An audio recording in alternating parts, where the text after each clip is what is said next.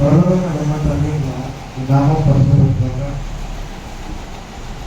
తండ్రి ఆలోచన తండ్రి వేసిన సముద్రం తండ్రి మేము వచ్చి ఈ వాక్యాన్ని బోధిస్తున్న సమయం చెప్తున్న వాక్యం అందడంతో వీడియో ఎలాంటి మాట్లాడటం లేకుండా వచ్చిన వారికి చెప్తున్న నాకు గురించి ఆశ్రయించి చెప్తున్న ఈ రోజున సంతోషం హృదయాన్ని వెళ్ళి తండ్రి ఈ వాక్యం విధంగా నాటబడేలా చేయమని వేసిస్తున్నామని అడిగి ప్రార్థన పెట్టుకుని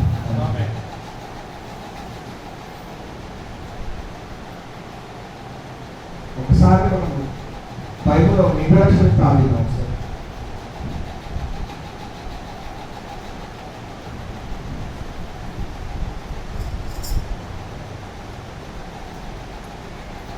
దేవుడు చాలా మందికి మా చర్చలో బైబిల్ తాలూకు డెఫినేషన్ పాత నిబంధన గ్రంథం తాలూకు డెఫినేషన్ మొత్తం చిన్న రీకాప్ లాగా చెప్తాను.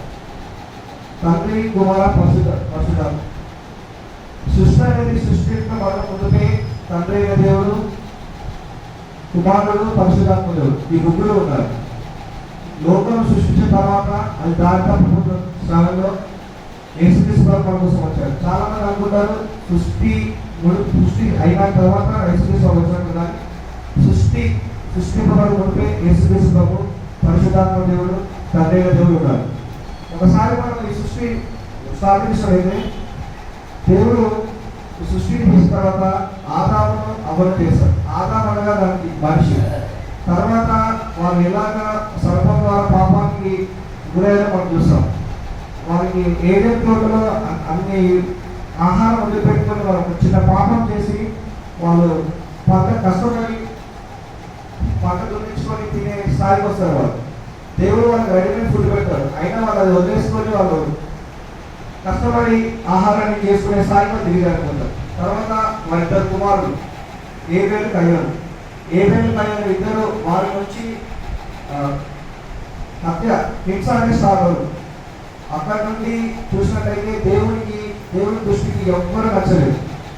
దేవుడు ఆదికాండం 6వ అధ్యాయం 6వ వచనంలో మనుషులు ఎందుకు చేశారని దేవుడు చింతపడ్డాడు. ఒకసారి చదవచ్చు.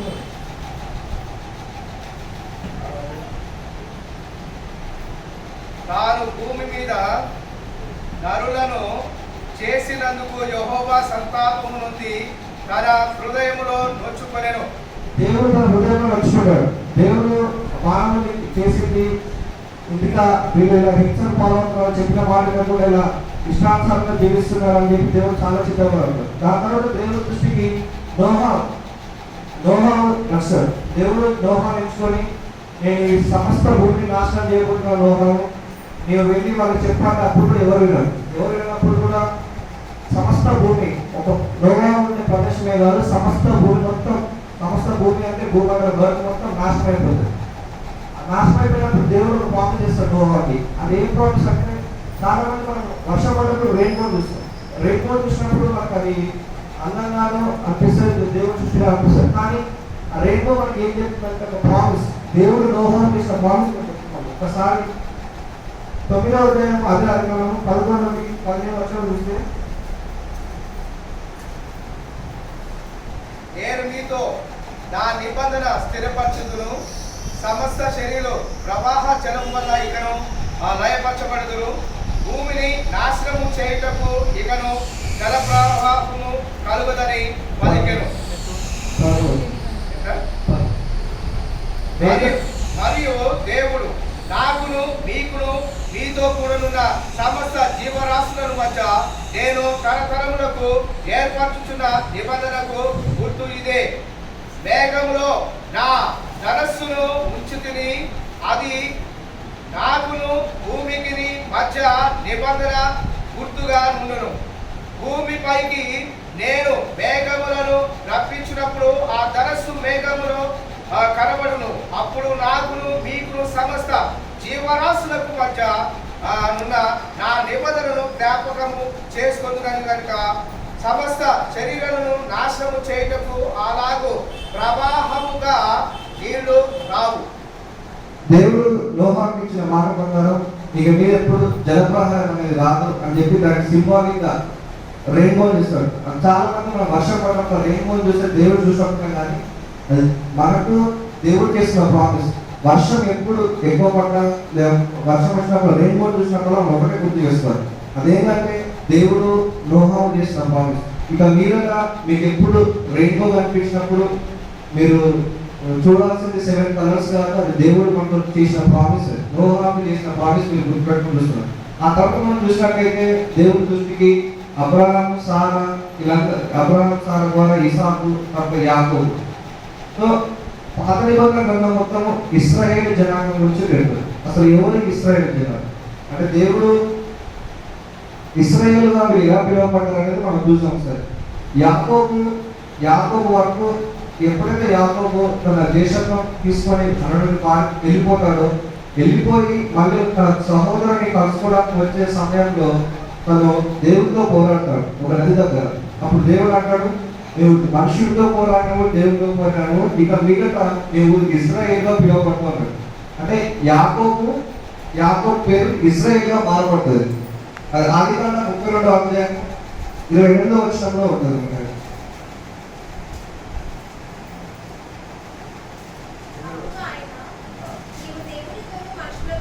నీవు దేవుడితోనూ మనుషులతో పోరాడి గెలిచింది కనుక ఇక మీద నీ పేరు ఇశ్రాయేలు అని, యాకోబు ఇశ్రాయేలు కానీ యాకోబు అనబడదు అని చెప్పాడు. సో మోషే వాళ్ళ 12 కుమారులు, వాళ్ళ వంశం మొత్తం అక్కడి నుండి వాళ్ళందరూ ఇశ్రాయేలుగా పిలువబడతారు. సో దాని తర్వాత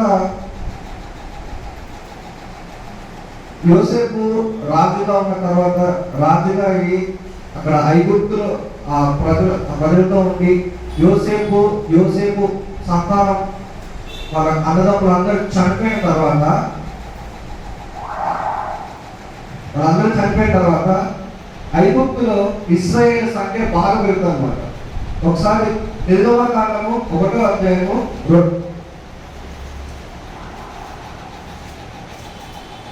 6వ వచనం. యోసేపు అతని అన్నదమ్ములందరూ ఆ తరము వాళ్ళందరూ చనిపోయింది. ఇశ్రాయేలు బహు సంతానం గలవాడి అభివృద్ధి పొంది విస్తరించి అభివృద్ధి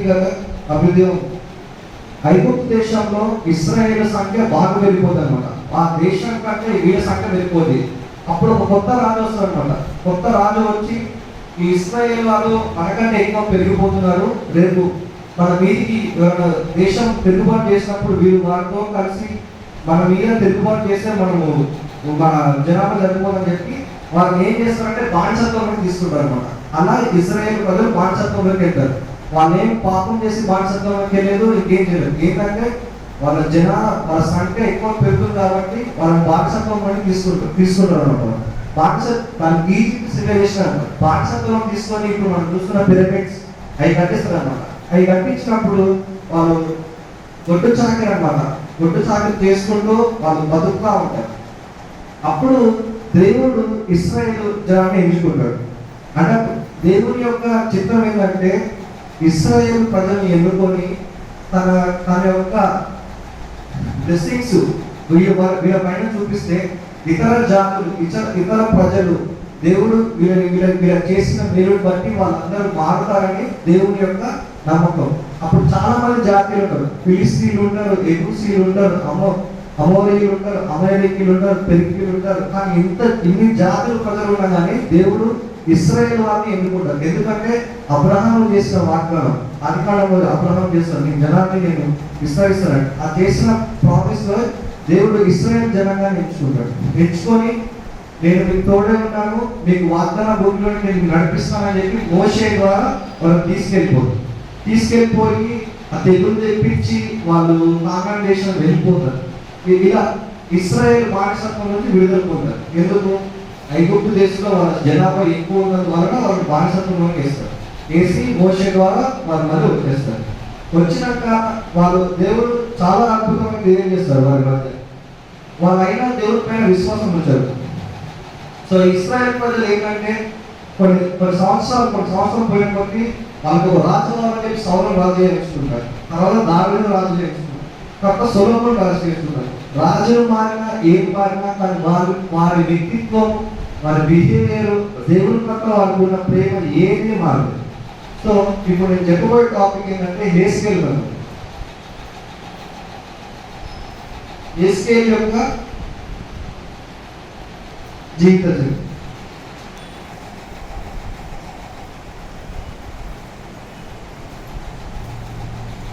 దేవుడు ఇశ్రాయేలు ప్రజలకి ముందే చెప్పాడు, నేను మిమ్మల్ని తీసుకెళ్తున్నాను, మీరు నేను తప్ప ఇంకా వేరే దేవుడిని పూజించొద్దు, మీరు వేరే దేవుడిని పూజించినట్టయితే నేను మిమ్మల్ని నాశనం చేస్తాను, మళ్ళీ మిమ్మల్ని వేరే దేశానికి నేను మిమ్మల్ని బానిసత్వానికి పంపిస్తానని చెప్పి దేవుడు లేని కాలంలో వాళ్ళు హెచ్చరిస్తారు.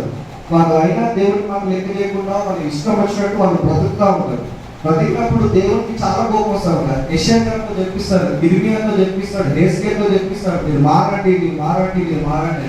అయినా వాళ్ళు వాళ్ళ జాతి మొత్తం కంప్లీట్ గా నాశనం అయిపోతారు. విగ్రహాలను చేసుకుంటూ వాళ్ళంతా నాశనం అయిపోతారు. అప్పుడు దేవుడికి బాగా కోపం వచ్చి బబులోను రాజుని దేవుడు పంపిస్తాడు. దేవుడి మందిరాన్ని కూడగొట్టమని దేవుడే బబులోను రాజు నేర్పుతాడు. అలాగే వీళ్ళు మారుతారేమో. బబులోను రాజు వాళ్ళు 3 సార్లు దండయాత్ర చేస్తారు. యెరూషలేము దేవాలయం పైన 3 సార్లు వస్తారు. 3 సార్లు వచ్చి వాళ్ళు యెరూషలేము దావీదు తల దేవునికి బంగారం మందిరం ఉండాలి. సొలొమోను రాజు 7 సంవత్సరాలు కష్టపడి ఆ బంగారు దేవాలయం, ఆ దేవాలయాన్ని నెబుకద్నెజరు సర్వం నాశనం చేస్తాడు అన్నమాట. దేవుడే వాళ్ళని పంపిస్తాడు. ఎందుకు పంపిస్తాడు? దేవుడికి అంత కోపం ఎందుకు వచ్చినాం చూద్దాం. ఒకసారి మొదటిసారి వాళ్ళు ఎలా దండయాత్రకు వచ్చారంటే 2వ దినవృత్తాంతంలో 36వ అధ్యాయం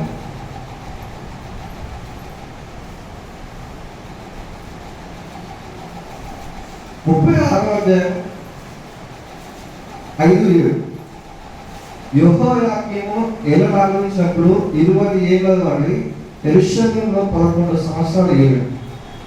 అతడు తన దేవుడైన యెహోవా దృష్టికి చెడు నడక చేత ఆయన చేసే పనులు ఏం పనులు అంటే విగ్రహారాధన, భయంకరమైన విగ్రహారాధన. ఇంకా దేవుని మందిరంలోనే వాళ్ళు ధూపాలు పెట్టి సూర్యదేవులకు నమస్కారం చేసేవారు. దేవుడు వారిని ఎన్నిసార్లు చెప్పినా వాళ్ళు అదే మాదిరిగా విగ్రహాలు చేసి దేవుని దృష్టికి చేయడానికి నడిచాడు. అతను మీరికి బబులోను రాజైన నెబుకద్నెజరు వచ్చి అతను బబులోను తీసుకుపోయి గొలుసులతో బంధించాడు. దేవుని మాట వినకుంటే రాజైనా ఎవడైనా సరే తీసుకొని వారిని బబులోను తీసుకొని పడేస్తారు. దాని ఆ ఫస్ట్ దఫలో ఆ యెరూషలేము నుండి కొంతమంది మేధావులను తీసుకొని వెళ్తారు అన్నమాట.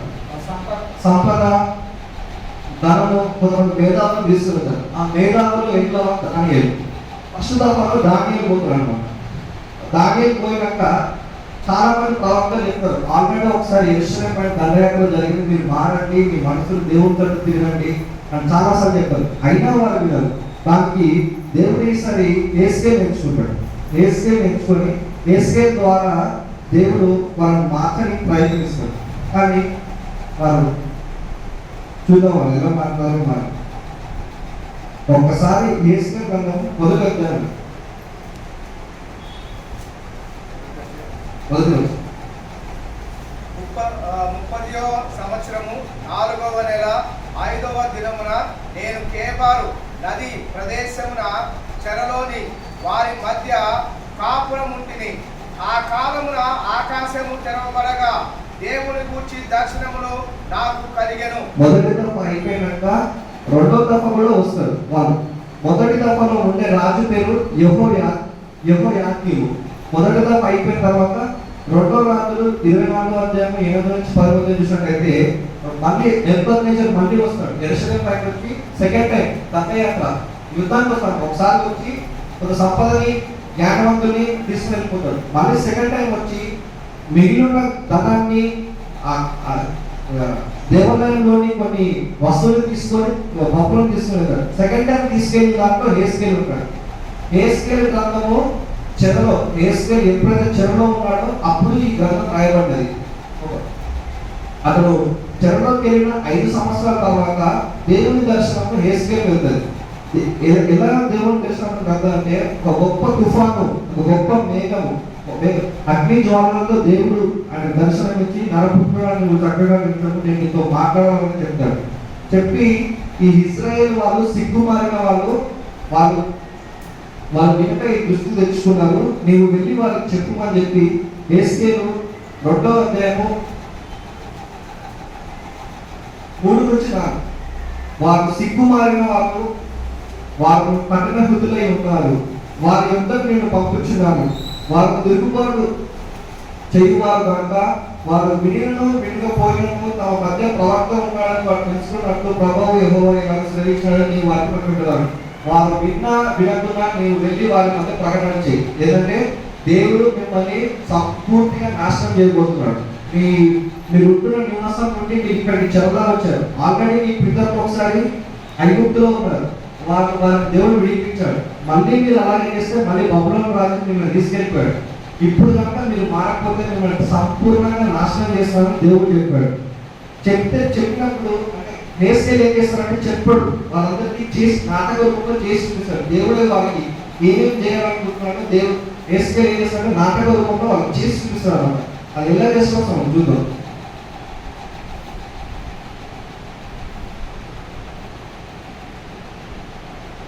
ఇప్పుడు యేసుక్రీస్తు చెరలో ఉన్న వారి మధ్య ఎవరైతే ఇప్పుడు చెరలో ఉన్నారో వారి మధ్య బోధిస్తున్నాడు.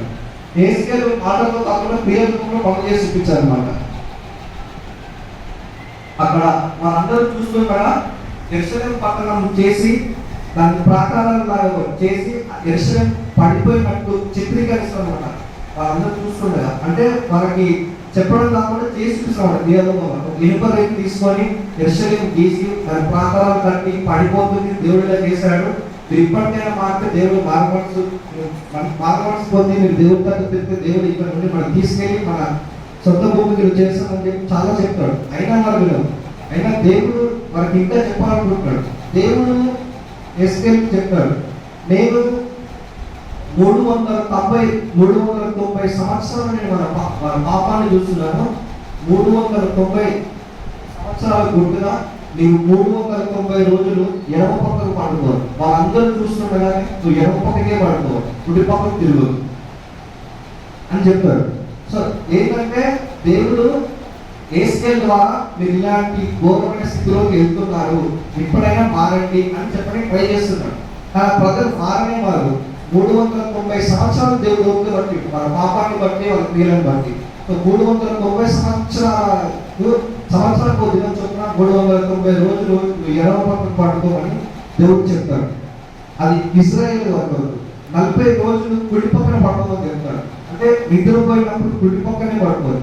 అటు ఇటు జరుగుతూ అది వేస్ట్ అయిపోతుంది. దేవుడు చెప్పిన కారణం వేస్ట్ అయిపోతుంది.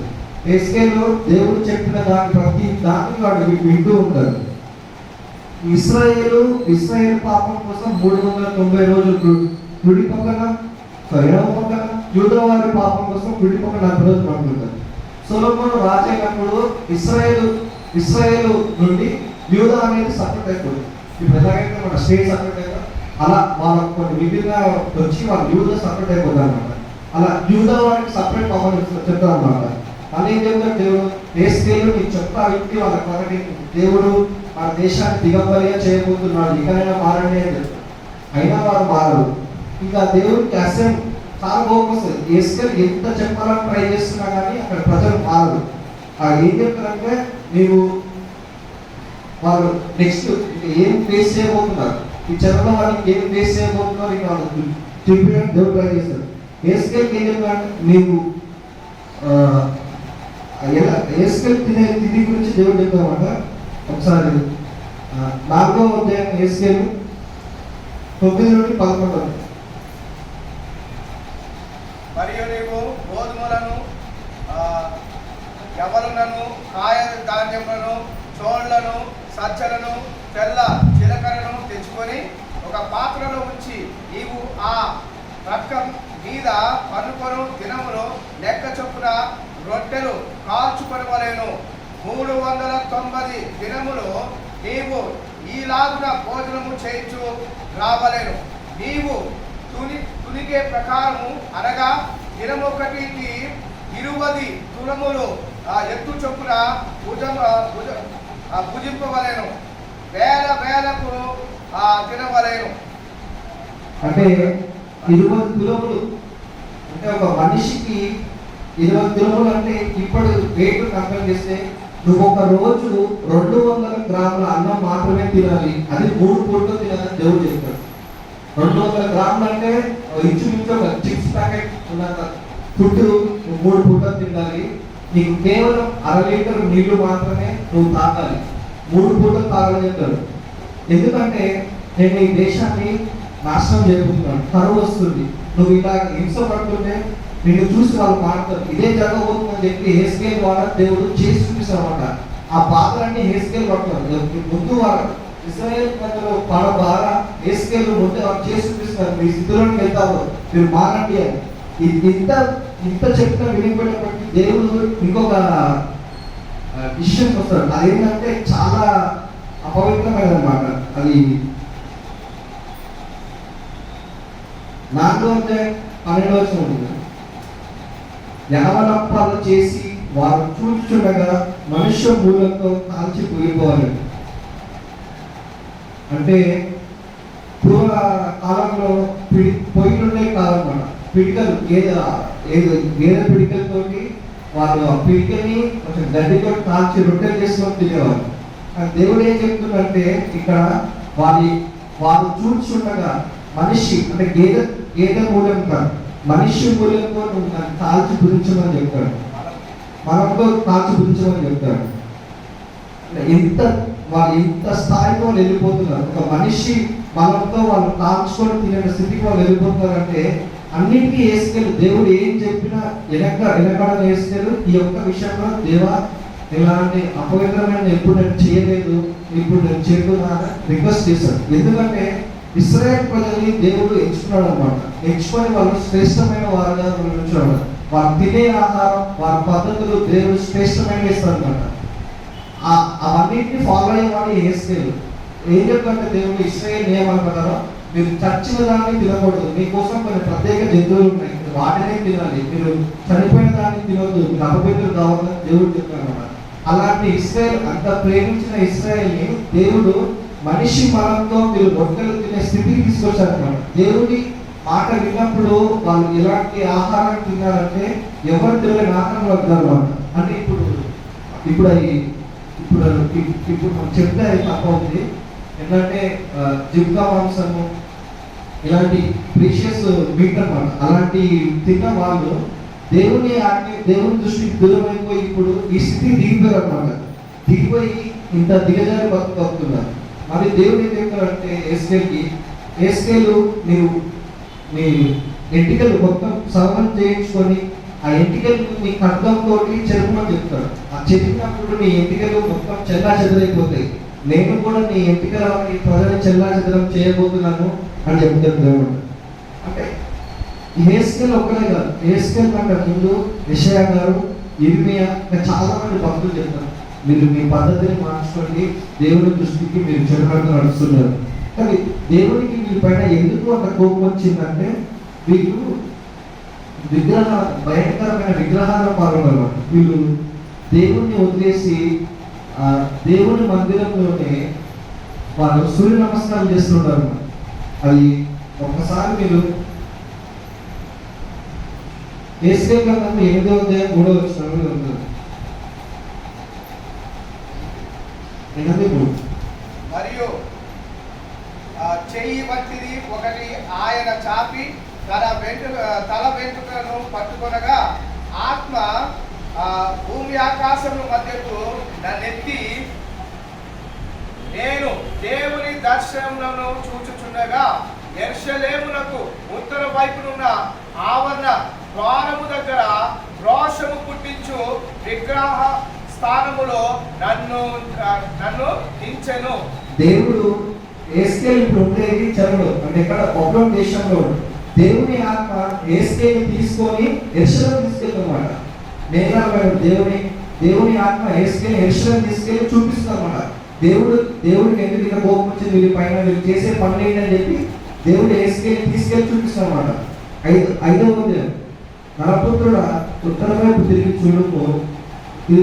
చూడమని యెహోవా సెలవేయగా నేను ఉత్తర వైపు తిరిగి చూసుకుని ఉత్తర వైపు బలిపీఠం గుమ్మం లోపల రోషము పుట్టించు ఈ విధంగా కనపడదు.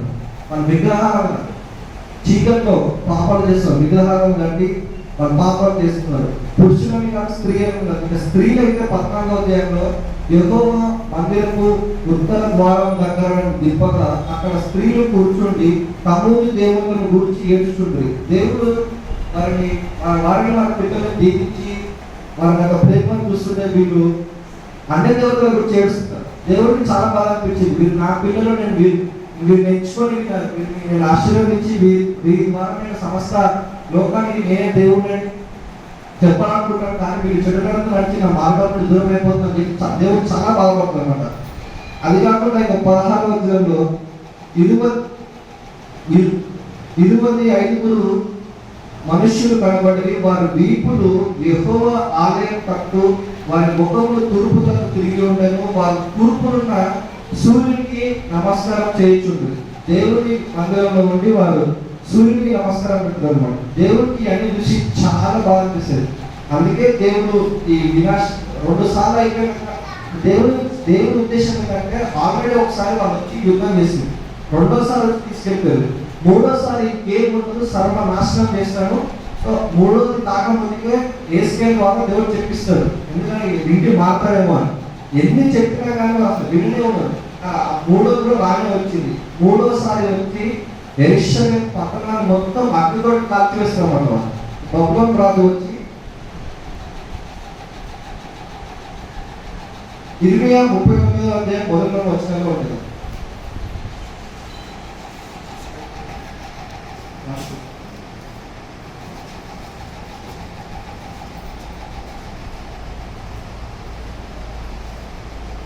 యూదా రాజైన సిద్కియా ఏలుబడు అందు 9వ సంవత్సరము 10వ నెలలో బబులోను రాజైన నెబుకద్నెజరు తన సమస్త సైన్యముతో యెరూషలేము మీదికి వచ్చి దాని ముట్టడి వేయగా సిద్కియా ఏలుబడి యందు 11వ సంవత్సరము 4వ నెల 9వ దినమున పట్టణ ప్రాకారము సమస్త యెరూషలేము దావీదు చాలా మంది ఉన్నాడు, దేవుడికి ఒక గొప్ప మందిరం కడతామని పథకాలను చేస్తున్నమాట, ప్లానింగ్. దావీదు దేవుడి కోసం మందిరం కడతామని దేవుడు వద్దంటాడు. దావీదు నీ చేతులు అనేక యుద్ధాలు చేసి రక్తంతో ఉండేది, నీ తర్వాత సొలొమోను ఈ మందిరాన్ని కడతామంటే 7 సంవత్సరాలు వాళ్ళు చాలా కష్టపడి కట్టిన మందిరము ఇశ్రాయేలు ప్రజలు చేసి పాపానికి అది బబులోను చేతిలో నాశనం అయిపోతారు సంపూర్తిగా. అది బంగారు స్తంభాలను వాళ్ళు విరగొట్టి వాళ్ళ దేశానికి తీసుకెళ్ళిపోతారంట. అంటే తీసుకెళ్ళిపోయిన తర్వాత దాని యొక్క యెరూషలేమును గురించి కవి బబులోను చెరలో ఉన్న కవి ఒక మాట రాస్తాడు. అది విలాప వాక్యాలు మొదటి అధ్యాయం జరుగుతుంది.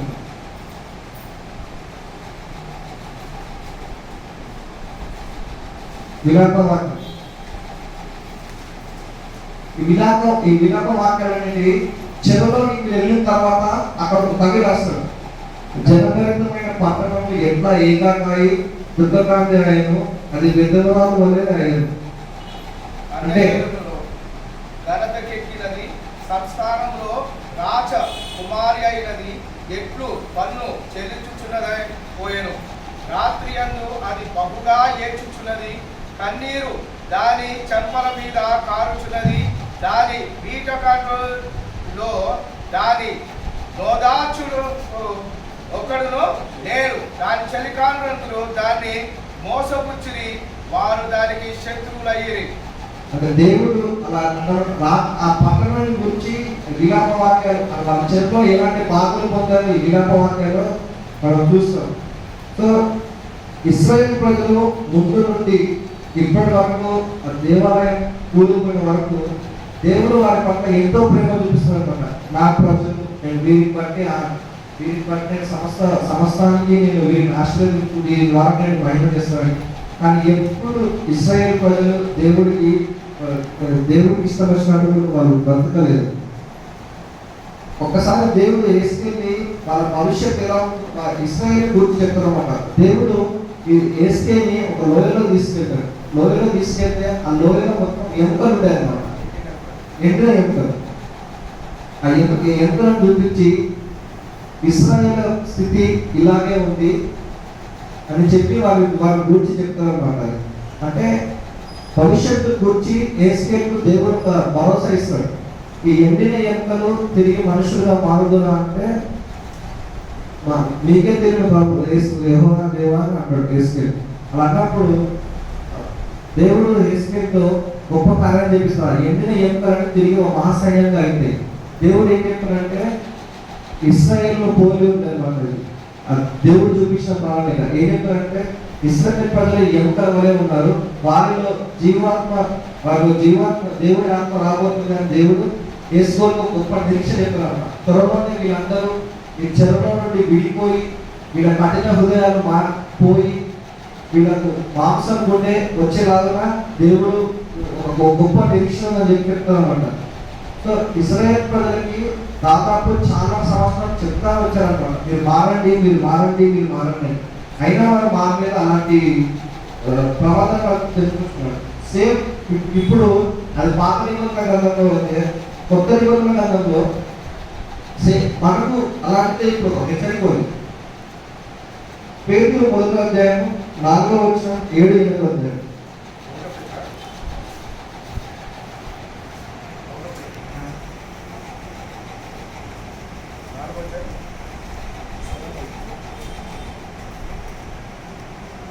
అయితే అన్నిటినీ అంతము సమీపమై ఉన్నది కాగా మీరు స్వస్థత బుద్ధి గలవారై ప్రార్థన చేయుటకు మెరుగుగా ఉండడి.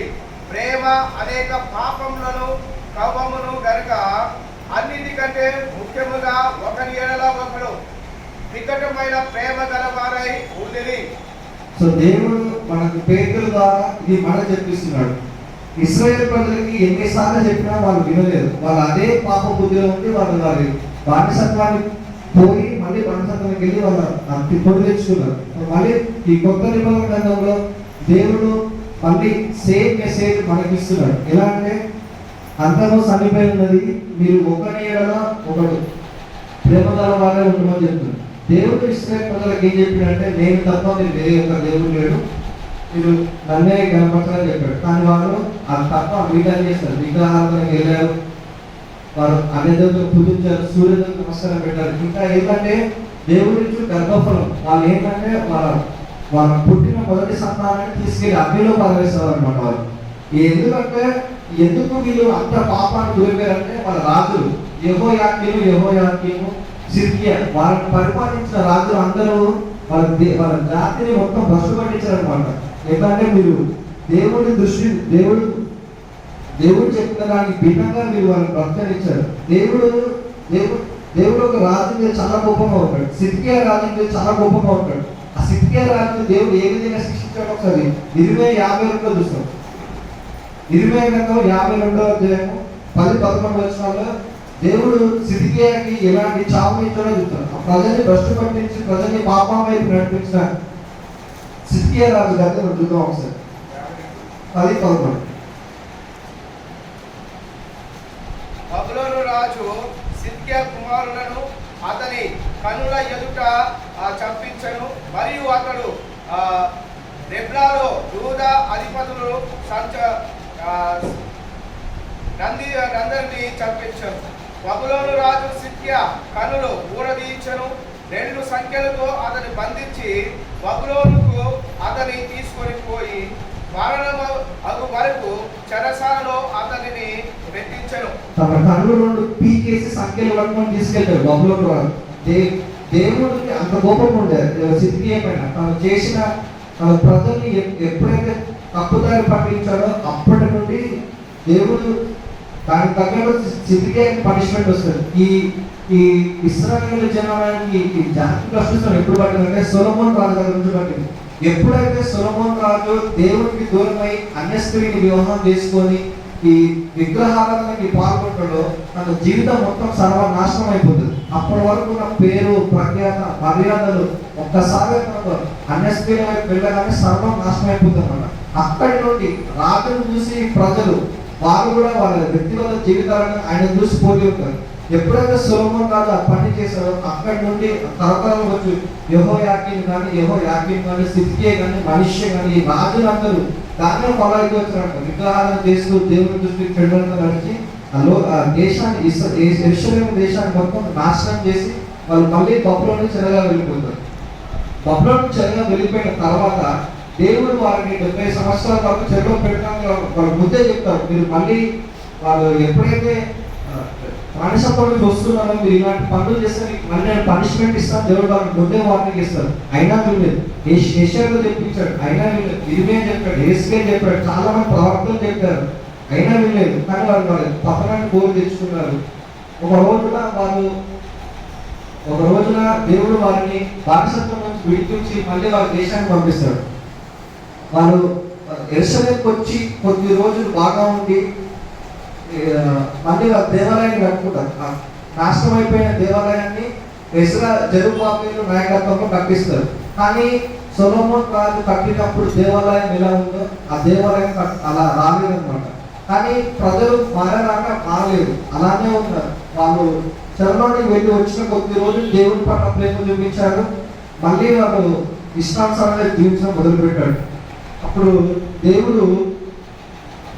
అప్పుడు యేసుక్రీస్తు రాకడ కోసం అది అవసరమైన మాట. అంటే ప్రజలు ఇష్టానుసారంగా జీవిస్తున్నారు, సరైన మార్గంలో ఎలా వెళ్ళాలి అనే దాని పట్ల ఎవరికి అవగాహన లేదు. అప్పుడు యేసుక్రీస్తు ప్రభు వచ్చి కనిపించాడు.